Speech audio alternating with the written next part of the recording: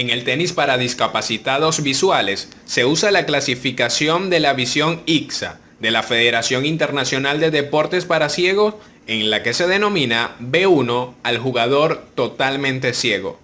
B2 al atleta parcialmente vidente que puede observar el movimiento de una mano delante de su rostro,